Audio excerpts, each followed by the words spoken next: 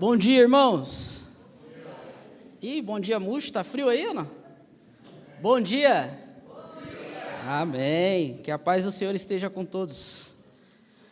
Eu convido os irmãos para abrir a Bíblia no livro de 1 Reis.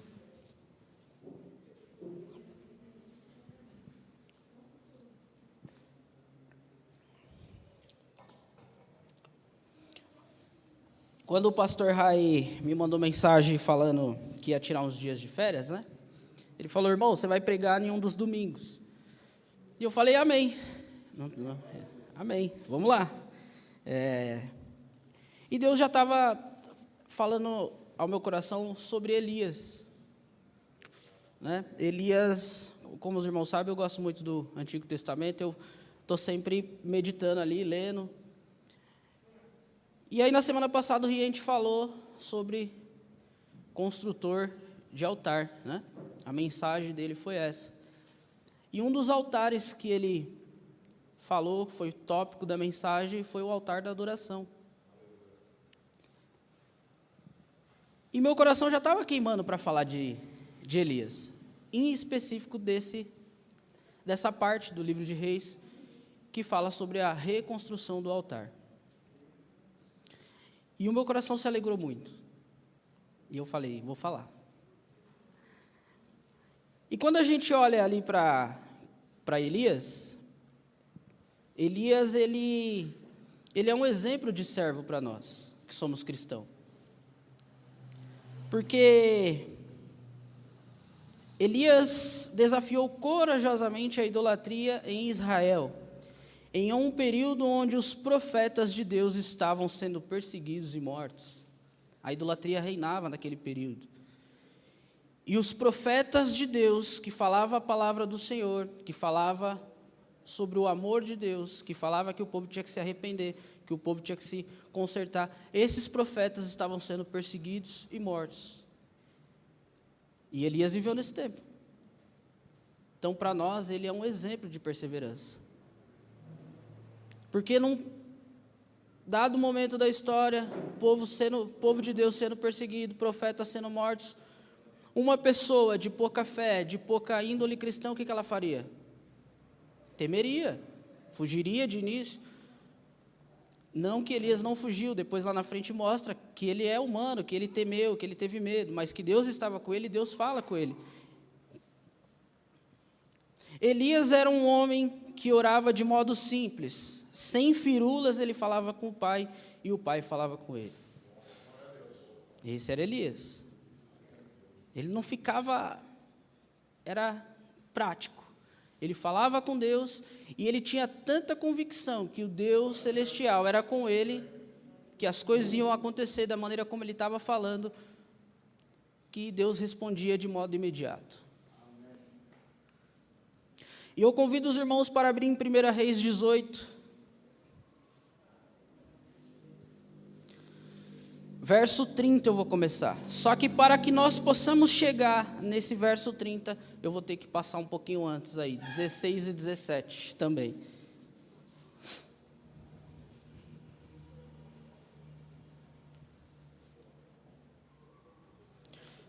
Primeira Reis 18, verso 30, todos acharam? E vai dizer assim, então Elias convocou todo o povo, chegai-vos a mim.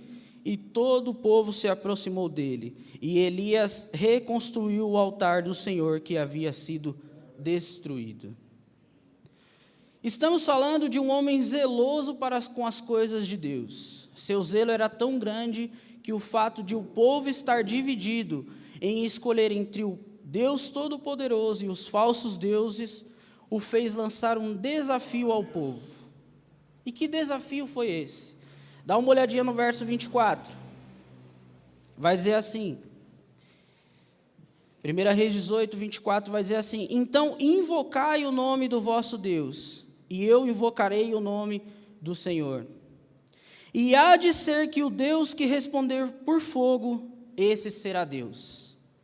E todo o povo respondeu e disse, é boa esta palavra. Por que Elias faz esse desafio? Quando olhamos para a vida de Elias, vemos que uma das missões dele era fazer o povo se livrar dos laços da idolatria que estava penetrada no povo de Deus. Quando olhamos para o capítulo 16 de 1 Reis, vemos que o rei Acabe se corrompe, casa-se com uma esposa idólatra, e o rei começa a adorar a outros deuses, um deles chamado Baal, que tinha por seu significado ser o Deus que enviava chuva e fazia as colheitas crescerem. Presta atenção ao tipo de Deus que o povo estava idolatrando, por influência de um líder. Por influência de um líder. O povo sempre queria um motivo para se corromper, e quando tinha influência de um líder, era mais fácil ainda se corromper. Quando olhamos o capítulo 17, vemos Elias tomando um posicionamento pautado em Deus. E dá uma olhadinha, capítulo 17, verso 1. Vai dizer assim: então Elias, o tisbita dos moradores de Gileade, disse a Acabe: vive o Senhor Deus de Israel, perante cuja face estou, que nestes anos nem orvalho nem chuva haverá, senão a minha palavra. Como eu disse, Elias era um homem que orava de modo simples. Por que ele orava de modo simples? Porque ele sabia em quem ele confiava. Ele sabia no Deus que ele servia. Ele tinha conhecimento disso.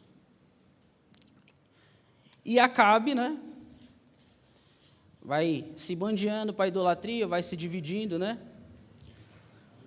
Saber da crença que Israel tinha a respeito de Baal nos ajuda a entender por que Deus queria que Elias se confrontasse com Baal no Monte Carmelo. Uma vez que eles acreditavam que Baal era o Deus das colheitas. Mas se ele era o Deus das colheitas, se ele era o Deus da chuva, por que quando Elias foi lá e falou assim, só vai chover quando eu falar de novo? Ele não resolveu o mistério, ele não resolveu o problema. Por que então que ele havia permitido que Israel passasse por aquele período de seca? Por quê? Se Baal era o Deus da provisão, por que ele estava não provendo ao povo?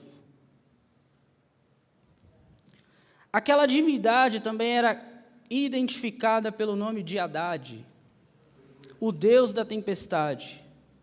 Então, por que não fazia com que chovesse sobre a terra? Se Baal era o Deus da provisão daquele povo, se aquele povo estava dividido entre dois senhores, por que Baal não resolvia o problema? Acabe trouxe 850 profetas pagãos ao Monte Carmelo, sendo 450 profetas de Baal e mais 400 profetas de Acera, para competir em inteligência e poder com Elias. Era possível competir? Não era. Elias tinha o Deus Todo-Poderoso sobre a vida dele.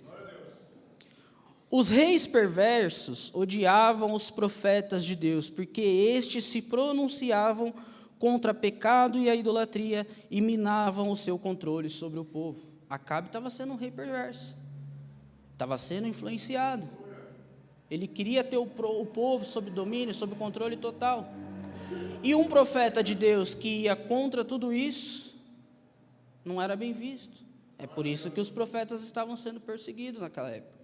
Por isso que profetas estavam sendo mortos. Imagine Elias em todo esse meio, indo na contramão do mundo. Vemos isso nos dias atuais dentro das igrejas, olha só.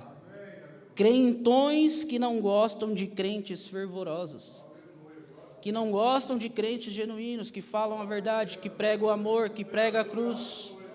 Nos dias atuais vemos isso. Porque vão à contramão do mundo, contra o pecado e discursos que não são pautados na verdade das Escrituras. A história se repete mais uma vez. Hoje, existem igrejas praticamente pregando contra a palavra. No passado, aconteceu a mesma coisa, com a idolatria. Com o respaldo dos ímpios reis, surgiram muitos profetas pagãos para contradizer as palavras dos profetas de Deus. É os dias de hoje, não é? Mas Elias mostrou ao povo que pronunciar uma profecia não era suficiente. Era necessário o poder do Deus vivo para cumpri-la. Quando Elias vai a Acabe e fala assim, ó, não vai chover, nem orvalho vai cair. Quem é que faz a obra? É Deus. Ele profetizou, mas quem executou foi Deus. Vimos que o desafio foi lançado no capítulo 18, no verso 24. E nada mais é do que Elias indo ao povo e dizendo, acordem, povo, para de ser bobo. O único que pode fazer as coisas acontecerem é o Deus Criador. Vocês adoram Baal, o Deus da provisão, mas está sem chuva, a colheita não está crescendo. Ei, larguem essa idolatria perversa. Larguem esse Deus pagão e voltem ao Deus Criador. Ele é o verdadeiro Deus da provisão. E por que o desafio foi lançado? Por que Elias lança esse desafio ao povo? Dá uma olhadinha em 1 Reis 18, verso 21.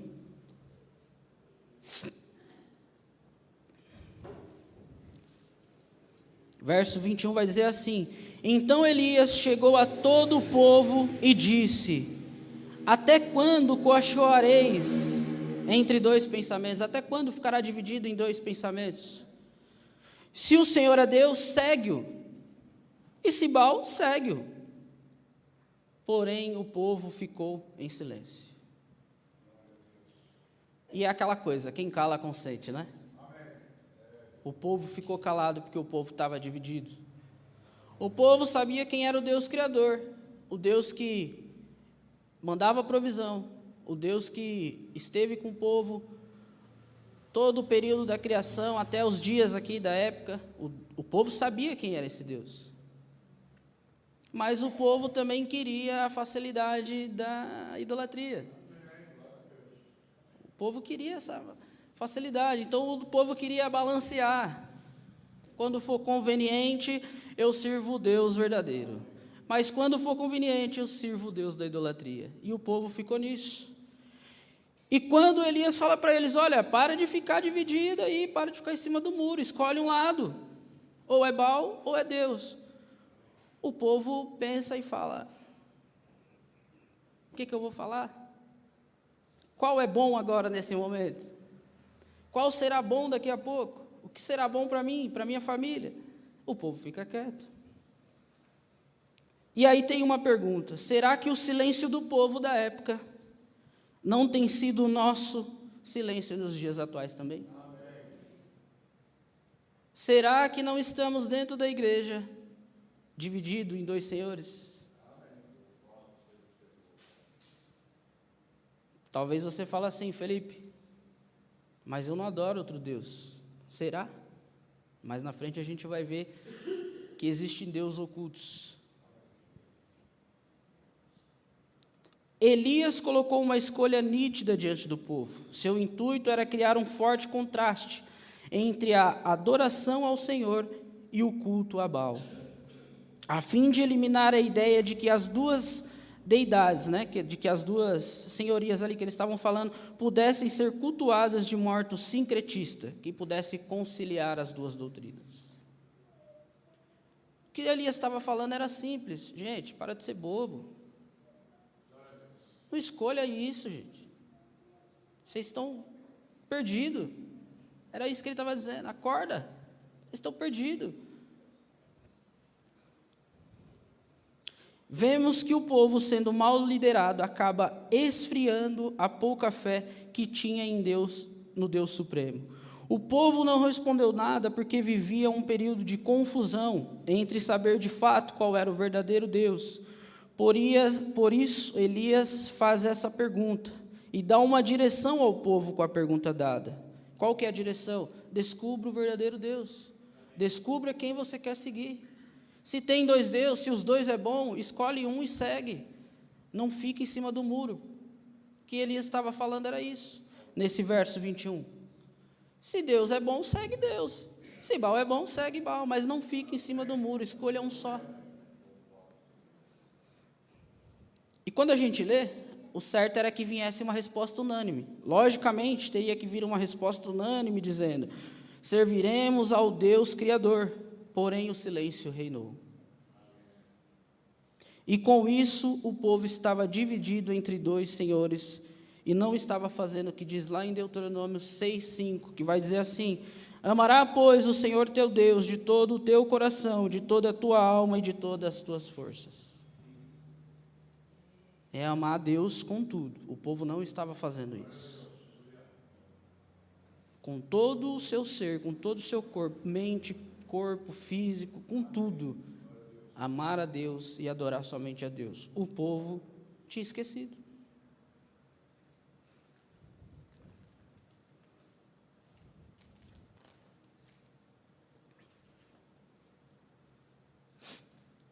E aqui fica uma lição.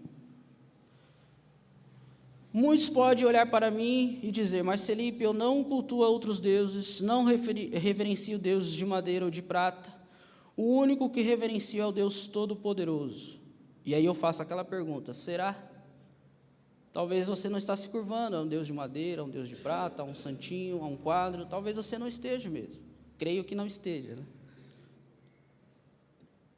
Mas existem deuses ocultos em nossas vidas que muitas vezes estamos adorando e não estamos percebendo. Os ídolos não precisam necessariamente ser físicos, pois podem estar camuflados no coração humano, a fim de controlar as decisões e toda a vida de uma pessoa. E o coração aí, como está? Está 100% com Deus?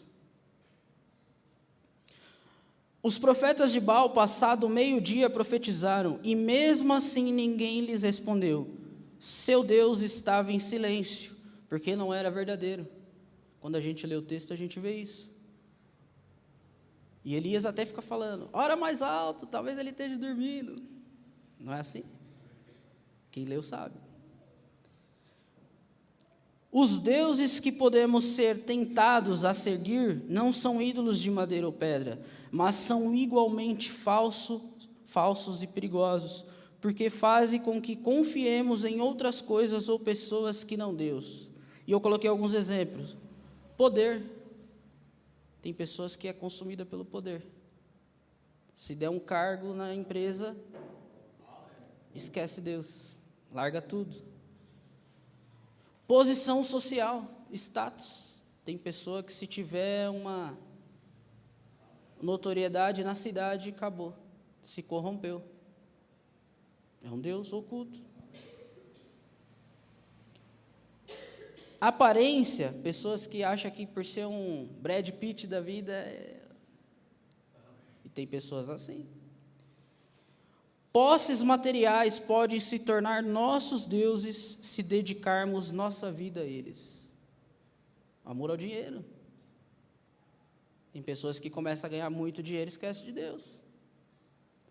Enquanto ganha o salário mínimo, dizima, oferta, glorifica a Deus, está todo dia na igreja. Começa a ganhar 2 salários mínimos e esquece Deus. São problemas da atualidade. É uma idolatria. Está dividido. Mas quando chegamos a momentos de crise e desesperadamente clamamos a esses deuses, só há silêncio. Eles não podem oferecer respostas verdadeiras, nem orientação e nem sabedoria. E olha o que diz em Mateus 6:24, Jesus diz aqui, ninguém pode servir a 2 senhores, porque ou há de odiar um e amar o outro, ou se dedicará a um e desprezará o outro. Não podeis servir a Deus e a Mamon. E aí eu pergunto, será que tem outros deuses aí no meio de nossas vidas que nós temos adorado e não estamos percebido, porque não é algo que nós vemos, é algo em oculto? E por não ser um Deus físico, não percebemos que estamos adorando outro Senhor que não o Deus Altíssimo. E por isso que muita coisa deixa de acontecer em nosso favor, pois estamos divididos. É por isso que muitas vezes clamamos a Deus, pedimos resposta e não vem. tem coisa aí dividida. O coração não é 100% de Deus. O altar está rachado. E isso é uma coisa que acontece com todo mundo. Se não estivermos em constante relacionamento com Deus, uma hora seremos pegos na curva e as coisas ficam difíceis para nós. E eu faço uma pergunta a Deus. Em Mateus, fala de duas palavras. Fala de amor e dedicação. E eu faço uma pergunta. Qual o seu período de dedicação ao Deus Criador? Quando você se dedica a Deus? Quando nós nos dedicamos às coisas de Deus? Não está se dedicando? Tem que olhar para ver se não tem outro Senhor aí. Qual o período do dia nós, como servo, mostramos nosso amor ao Deus Todo-Poderoso? Qual o período do dia? Quantas vezes, ou qual parte do seu dia você fala, agora é um momento dedicado a Deus, vou ler a Bíblia, vou falar com Deus Todo-Poderoso, vou pedir uma direção? Qual o momento? Talvez você está falando, Felipe, mas na correria da minha vida eu acordo, já estou atrasado, tenho que sair para o serviço, chega à noite, já estou com sono, tenho que dormir. Mas você tem muito tempo livre aí. Tem hora do almoço, dá para ler. Dá para buscar Deus. De manhã, na condução, dá para orar. Dá para meditar na palavra. É ou não é? Temos tempo, mas muitas vezes as correrias, colocamos culpa na correria, né? Enquanto na verdade é um desleixo de nossa parte.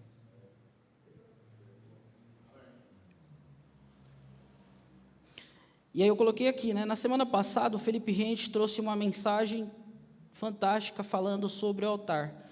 E um dos pontos dele foi sobre o altar da adoração. Quem não assistiu a mensagem da semana passada, assista. Mensagem linda. E lendo o Antigo Testamento e vendo a história do povo de Israel, vejo que o que mais faltou ao povo foi a adoração ao Senhor. Uma adoração genuína, uma adoração verdadeira.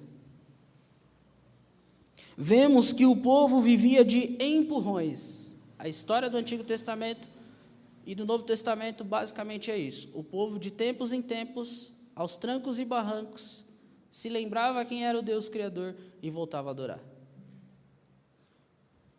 De tempos em tempos, o povo era lembrado a relembrar sobre o Deus Criador, e um período de adoração entre o povo era instaurado, e todos adoravam a Deus por um tempo e logo se perdia. A história da Bíblia inteira se resume a isso.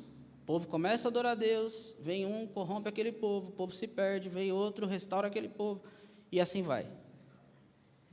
De trancos, empurrões, o povo tinha que ser sempre lembrado. E por que isso acontecia com o povo? Porque o povo sempre deixava rachar o altar. Sempre o povo deixava com que algo externo, algo mundano, adentrasse na sua vida cristã para que o dividisse. Algo que era talvez mais satisfatório para o ser humano, e assim acontece nos dias de hoje.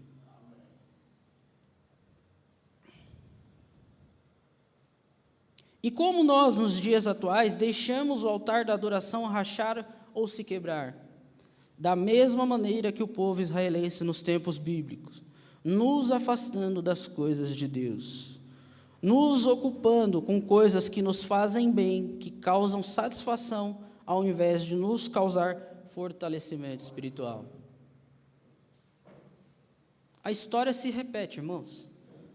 Passou não sei quantos anos, desde o Antigo Testamento até os dias de hoje. A história sempre é a mesma. O povo é o povo, o humano é o humano. Somos fracos. A história é a mesma. Só que nós temos que fazer com que essa história não se repita. E tem que começar por nós. esse processo tem que começar por nós, processo de restauração, de continuar adorando a Deus, é algo que tem que começar por nós. Se cada um for mudando, a história é outra. A história pode ser mudada, mas o povo é povo.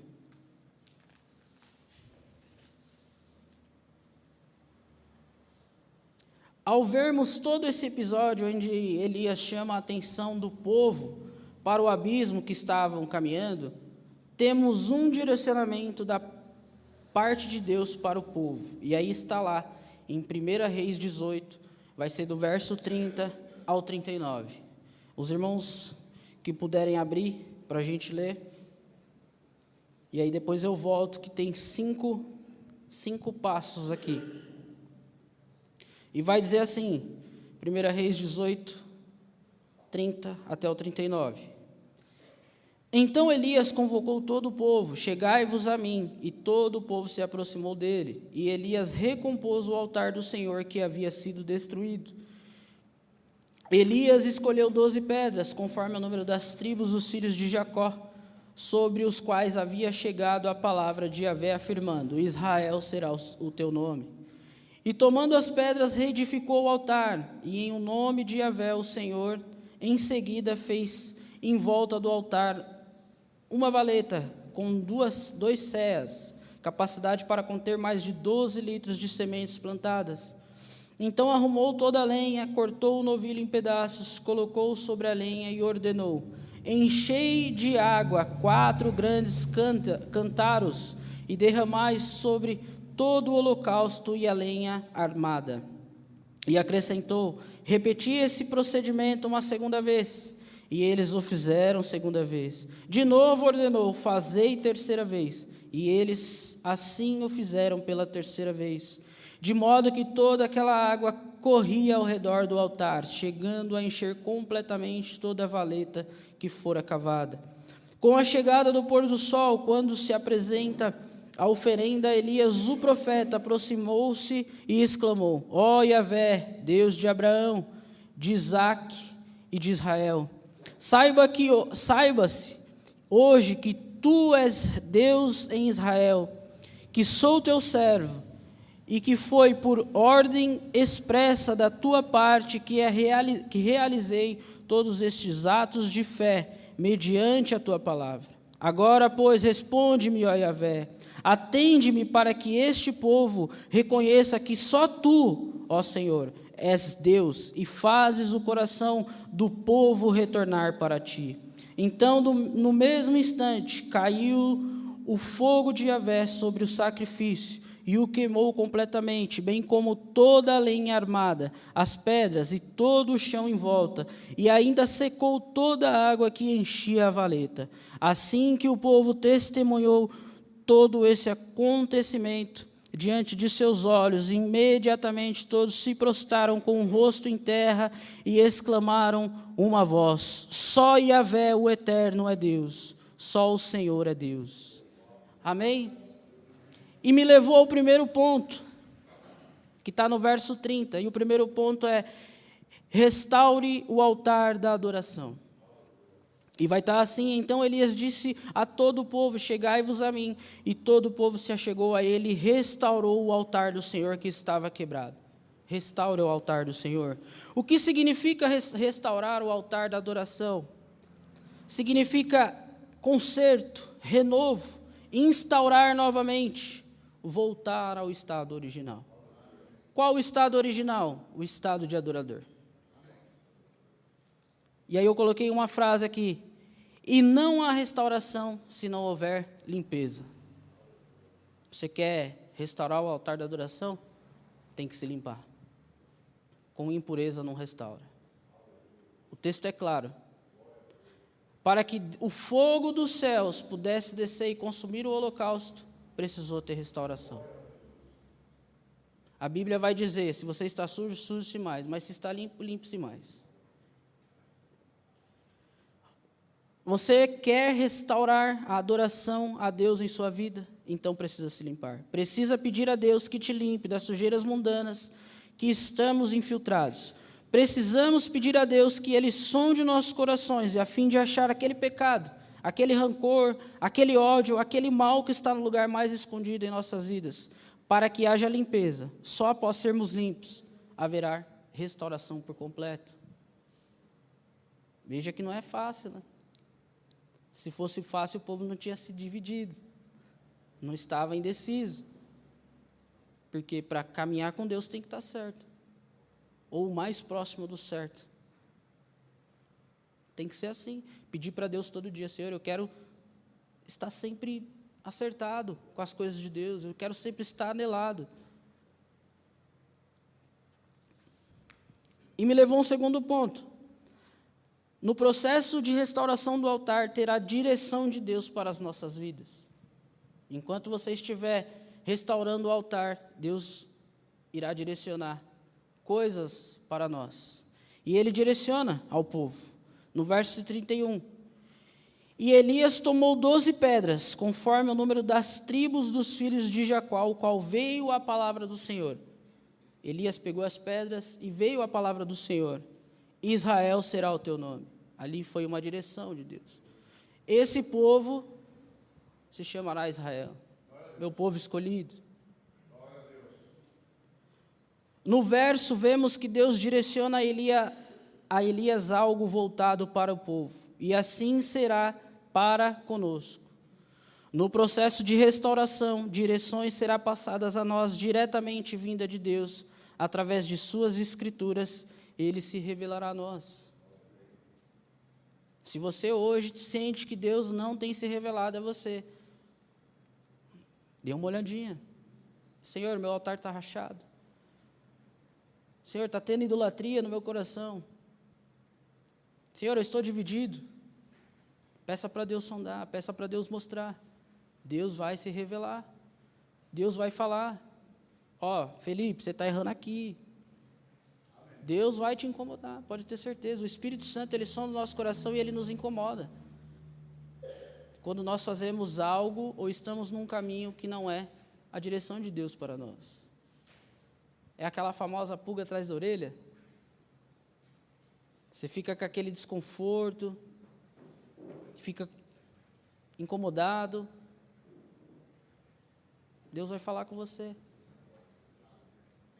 Mas o processo de restauração precisa se iniciar. O altar não vai poder estar rachado. Se tiver, a comunicação de Deus conosco fica falha. E quanto mais falha for a comunicação entre nós e Deus, mais fácil será a comunicação entre nós e o pecado. E levou um ponto 3.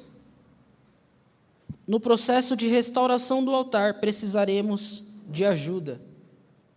Precisaremos de amigos de oração. Talvez hoje você olhe e fale assim: eu não tenho forças para voltar. Estou num abismo e não saio dele.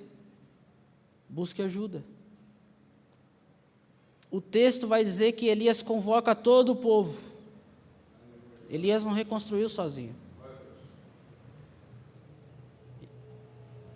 No verso 30, diz: então Elias disse a todo o povo: chegai-vos a mim. Povo, vem, vamos arrumar aqui, vamos organizar, vamos nos unir. Vamos fazer algo em prol do nosso Deus. Queremos que Ele fale conosco, queremos que Ele mande a provisão dEle, então vamos reconstruir, todos juntos. Elias faz isso. E quando nós continuamos lendo, no verso 34, mostra que Elias não estava sozinho. Porque no 32 vai dizer: e com aquelas pedras edificou o altar em nome do Senhor, depois fez um rego em redor do altar, segundo a largura de 2 medidas de semente. No 33, então armou a lenha e dividiu o bezerro em pedaços e o pôs sobre a lenha. Aqui é Elias. Aqui Elias, o profeta, está fazendo. Ele chamou o povo: vamos reconstruir. Teve parte que ele fez, mas teve parte que ele falou, que nem no 34. E disse, quem disse? Elias: enchei de água 4 cantaros, e derramai sobre o holocausto e sobre a lenha. E disse: fazei-o segunda vez. E o fizeram segunda vez. Quem fez? O povo. No processo de restauração do altar, você precisará de ajuda. Se você hoje se encontra sozinho, sem forças, peça ajuda. Tem amigos de oração, pessoas que você pode se abrir, pessoas que você pode chegar e falar assim: me ajuda, estou fraco.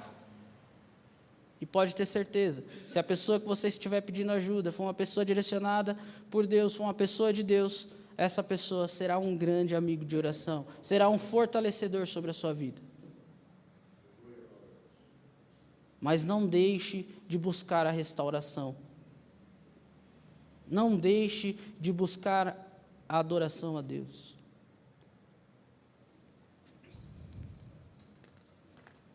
E me levou a um ponto 4. Qual é o ponto 4? No processo de restauração do altar, teremos manifestação da glória de Deus em nossas vidas.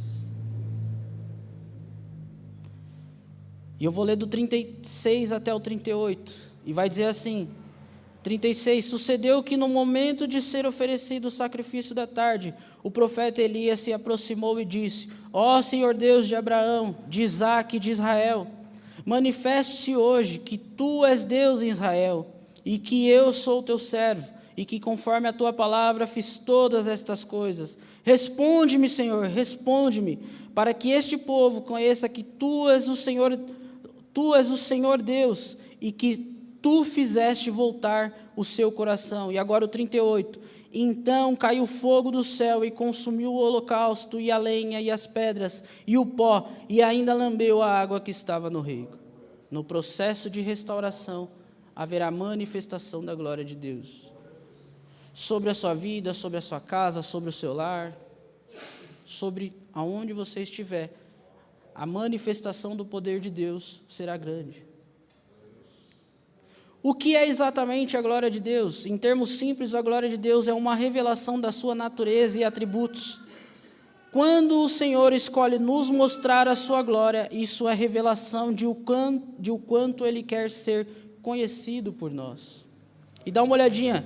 Quando o Senhor enviou Moisés para libertar Israel, Ele disse: vá e diga que eu sou te enviou. Mas não explicou de quem eu sou era. Deus não explica a Moisés: olha, eu sou Deus Criador. Ele só fala: vá lá e fala que o eu sou te enviou. Então Moisés diz: rogo-te que me mostre a tua glória. Está em Êxodo. Deus respondeu à oração de Moisés. Ele instruiu Moisés a se ocultar na fenda de uma rocha e a aguardar o Senhor passar. Enquanto Moisés esperava, não ouviu nenhum trovão, nem viu relâmpago, nem um abalo de terra. Em vez disso, a glória de Deus veio a ele em uma simples revelação. E passando o Senhor por diante dele, clamou: Senhor, Senhor, Deus compassivo, clemente e longânimo, e grande em misericórdia e fidelidade, que guarda a misericórdia em 1000 gerações, que perdoa a iniquidade e as transgressões. Veja, quando Deus revela a sua glória ao povo, é com um propósito em mente. E Ele permitiu que Moisés visse a sua glória, para que este fosse transformado pela compreensão desta glória. A mesma coisa é real para nós hoje. Deus revela a sua glória a nós, para que possamos ser tranquilizados em nossa caminhada diária. No processo de restauração, terá a manifestação da glória de Deus. E essa glória, ela será manifesta para que todos vejam, para que todos possam ver que existe um Deus Todo-Poderoso. E não será para nada para nós, é tudo para Deus. Mas não deixe de buscar a restauração. Não deixe de adorar a Deus. Ao decorrer da nossa caminhada com Cristo, eu sei que muitas coisas acontecem, tem muitas distrações, mas tente não perder o foco. Se vê que está perdendo o foco, sempre peça para Deus: Senhor, me restaure, não deixe eu desviar, não deixe eu ir para um caminho tortuoso. Peça a Deus, Deus vai ouvir, irmãos. Deus ouve as nossas orações. Tempos atrás, como alguns irmãos sabem, acho que todos, eu sou professor de karatê, voltei a dar aula recente, tem 1 ano e pouco, e eu conversava com um colega meu que nós treinamos há muitos anos, ali na infância junto, e ele estava passando um problema ali com a família, com a esposa, E ele veio conversar comigo, né? Eu não sou muito bom de dar conselho, irmãos. Mas aí ele veio, começou a falar, se abriu ali comigo, ele pós-treino, tinha terminado o treino, eu estava sentado. E ele veio falar comigo, e ele começou a falar, e eu vi que ele estava perdido. E aí eu falei para ele, não tem como eu falar que você está certo, ou que sua esposa está certa, porque vai ter certas coisas, cada um vai estar certo na sua maneira de pensar, na sua maneira de fazer. Então não tem como eu pender um lado. Não posso falar que você está certo, nem ela. Eu só posso escutar. Mas uma coisa é certa, não se perca nos seus pensamentos. O que faz você voltar à configuração inicial? Você tem que voltar nessa configuração aí. Quem é você? O que faz você relembrar quem é você? Volte a isso. E eu, na hora dos louvores, o Rick cantou esse louvor Leva-me Além, e fez eu voltar lá atrás. Poxa vida, que gostoso. E muitas vezes, para que nós possamos restaurar o altar que está rachado, precisamos de saber qual que é o ponto da nossa vida que nos remete a Deus. Para alguns, é o período da conversão, quando se entrega a Cristo. Para outros, tem um outro dia, um outro significado. Mas o processo de restauração precisa ser começado. E nós precisamos de lembrar quem somos, para saber aonde queremos ir, que é ter a salvação, passar a eternidade com Deus. E aí levou um quinto ponto, e é o último. No processo de restauração do altar, haverá reconhecimento de que Deus é o único Deus Criador. E está lá no verso 39. O que vendo todo o povo, caíram sobre os seus rostos e disseram, só o Senhor é Deus, só o Senhor é Deus. Passe por todo o processo de restauração, comece hoje mesmo. Busque ao Senhor de todo o coração, até que os céus se abram, e que Deus se revele a ti, para que através de sua vida, o Deus Todo-Poderoso possa ser reconhecido e glorificado. Então observe, quando você passa por um processo de restauração, de adoração a Deus, não só você é impactado, mas a glória de Deus vem sobre a sua vida, e outras pessoas se impactam, outras pessoas se convertem. É algo fantástico. E aqui já está no fim, tá, irmãos?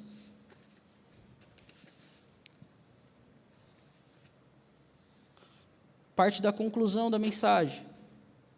Saia daqui hoje com a certeza de que Deus é o mesmo ontem, hoje e será eternamente. O Deus que agiu no tempo de Elias não mudou. Ele continua disposto a fazer os mesmos feitos e maiores ainda. O que precisamos é nos posicionar diante de Deus e entender que os caminhos dele são maiores e melhores para nós. Nos dias atuais, tem pessoas que pensam que o Deus do Antigo Testamento, que o Deus do Novo Testamento não é mais o mesmo hoje. O Deus é o mesmo. Quem não é o mesmo é o povo. Naquela época, não tinha redes sociais para perder tempo. Hoje o povo tem. Deus não vai falar, irmãos. Não que você não tenha que distrair a sua mente, que você tem que ter diversões. O povo no tempo bíblico tinha suas diversões também, tinha suas brincadeiras, suas festas, tinha distrações. Mas não pode se perder tempo nas distrações. Os dias são maus, caminha para o final dos tempos. Quanto mais se perde com distrações, mais difícil é a caminhada com Cristo. E é por isso que pessoas hoje dizem, o Deus Todo-Poderoso mudou. Não, Ele não mudou, quem mudou fomos nós, o povo. Creia que o Deus dos céus tem poder sobre sua vida e deixe Ele trabalhar no seu processo de restauração. Faça uma análise sobre sua vida e encontre rachaduras que têm te afastado de adorar o Deus Todo-Poderoso em espírito e em verdade. Após achar, faça como Elias, peça ajuda e inicie o processo de restauração, de adoração a Deus. E eu coloquei alguns tópicos. Comece pedindo perdão. Se você identificou que o que está te rachando, que o que está fazendo você não ter uma adoração genuína a Deus, não adorar de verdade, não adorar em espírito, é um perdão que falte você liberar, comece pedindo. Mesmo que ainda não seja 100%, mas comece pedindo perdão todo dia, até que uma hora esse perdão seja de todo o coração. Comece meditando nos textos bíblicos. Se você identificou que o que está te afastando de Deus é a falta de meditar nas Escrituras, comece meditando, mude. Vai dar sono, vai dar sono, vai dar preguiça, mas se esforce um pouquinho mais. Comece cantando um louvor. O louvor fala com você? Comece cantando um louvor. Não tire os louvores do seu coração. Louvor, muitos louvores, tá? Não são todos, irmãos. Muitos louvores são verdadeiras mensagens bíblicas, principalmente louvores muito antigos. Hinos da harpa, é Bíblia pura cantada.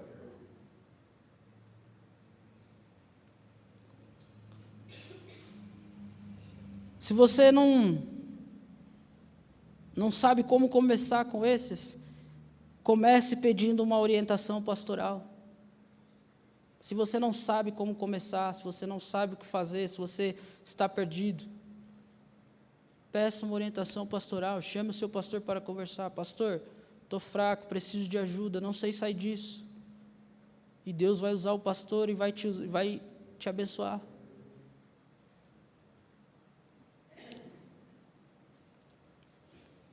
E tem mais uma maneira de fazer isso. Comece se derramando em lágrimas. Se você... Tem pessoas que só precisam de chorar. Só precisa chorar. Chorar lava a alma, não é assim que diz? Só precisa chorar. E aí Deus toma conta daquela pessoa, aquela pessoa se restaura, se renova, se fortalece. Comece chorando, se for o caso. Se derrame em lágrimas. Mas não deixe de começar o processo de restauração. E para fechar, eu vou fechar com Isaías 45, versos 5 e 6, que vai dizer: Eu sou o Senhor e não há outro, fora de mim não há Deus. Eu te cingirei, ainda que tu não me conheças. E o 6, para que se saiba desde o nascente do sol e desde o poente, que fora de mim não há outro. Eu sou o Senhor e não há outro. Amém? Saia daqui essa manhã com a certeza de que Deus tem um propósito na sua vida e que Deus quer que a adoração esteja presente entre você e Ele. Amém? Gostaria de chamar o Rick. Rick, você vai orar? Vai orar, Rick? Gostaria de chamar o Rick aqui à frente.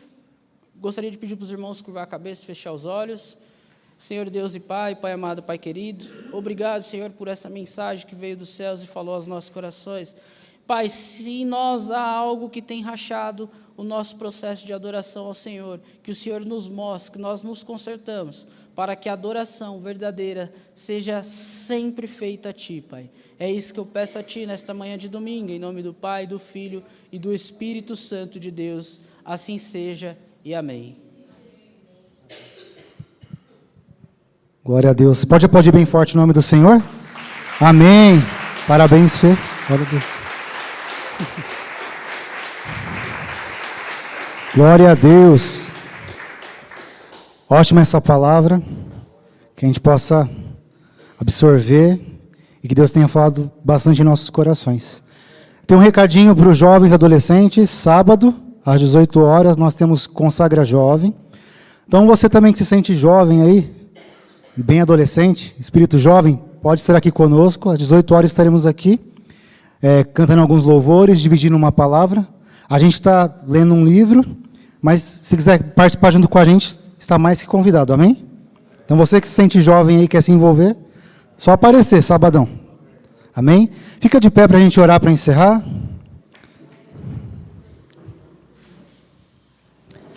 Senhor, nós te agradecemos por esse culto, por tudo que o Senhor permitiu acontecer aqui, por cada irmão, por cada irmã que estava aqui, por cada um, Deus, que serviu hoje, que pôde estar aqui na tua casa, cada um que pela live cultuou conosco, nós te agradecemos, e também, Deus, principalmente por essa palavra, Deus, que possa ser guardada e cravada em nossos corações, Deus, e nós conseguimos colocar em prática, Senhor. Pai, eu te peço pelo nosso pastor, que está de férias, junto com sua família, que o Senhor cuide bastante da vida dele, para que ele volte bem disposto, bem descansado e renovado, Senhor. Pai, abençoe cada irmão aqui, o restante do dia, e que nós possamos ter um domingo abençoado com as nossas famílias, no santo nome de Jesus. Amém. Amém. Cumprimente aí umas 5, 6 pessoas, e está encerrado. Deus abençoe. Amém. Abençoe.